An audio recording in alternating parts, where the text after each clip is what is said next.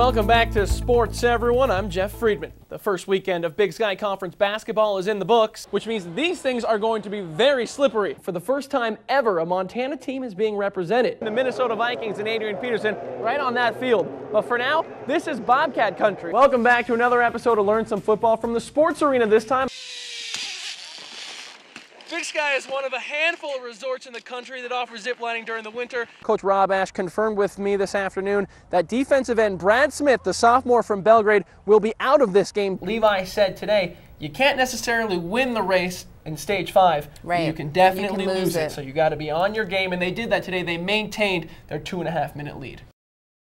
As the summer season comes into full swing here in southwest Montana, sportsmen are primed to take full advantage of the outdoors. And there is now a new option in the Gallatin Valley with a unique twist for those looking to hone their shooting skills or maybe just to acquire them altogether. Oh.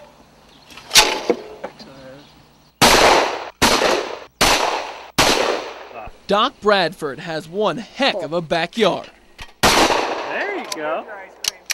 This expresses me. I want this to be super friendly. I want people to have a good time. That's the whole function of this thing. There you go. It's like a video game, but it's real life. A former member of the national shooting team and an American archery champion,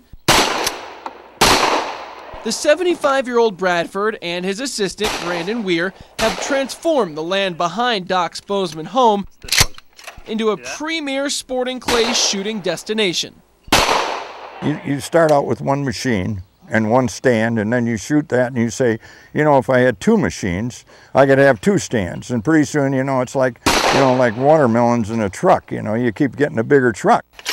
It's a wonderful setting with all these trees and gives you the opportunity to set up a lot of interesting targets. Previously just the Rising Spirits Shooting School, Bradford has opened his course to membership, which includes league play. Well, it's like having the best foursome you could ever have in golf.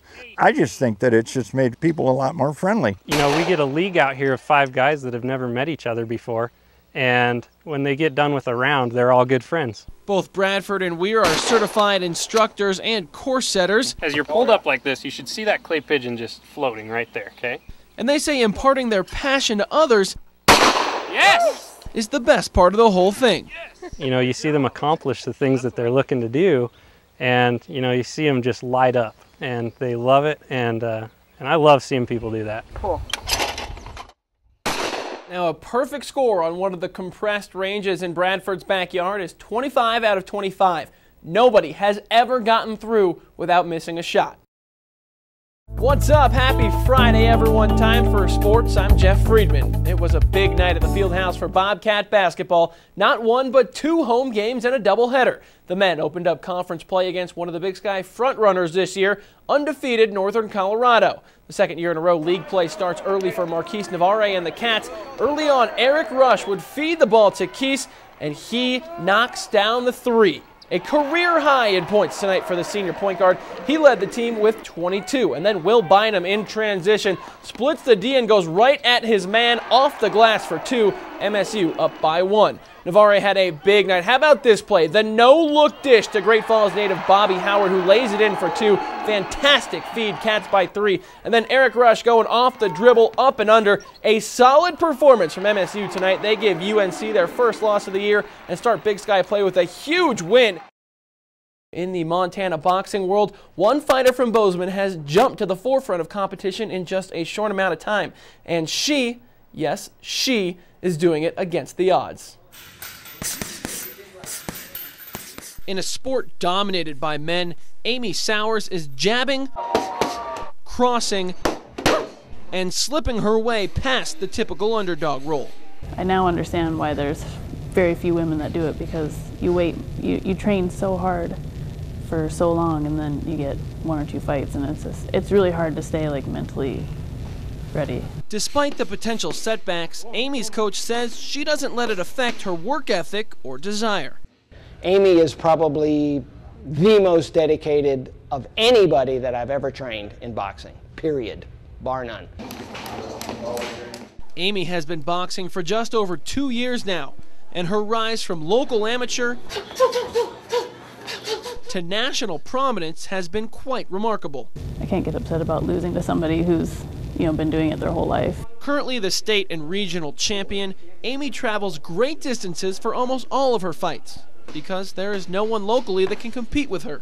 I would like to have the crowd rooting for me for once. In the red corner, hailing from Bozeman, Montana, Smoke 'em. Smoke her, man. You can do this. There you go. Bam, bam, boom. Okay, 6-3-2, 1-1-2 on the outside. There you go. There you go. Now, both trainer and fighter have their sights set on doing Montana proud on the national scene in the near future. There's no limit for her. I want her to be the women's Golden Gloves champion of the United States. I want to move up in my ranking and be at least in the top 3. 1. I want to be 1. And Amy has done just that. She recently moved up to the number 3 ranking in the light bantamweight 114-pound weight class, and that is for the entire country.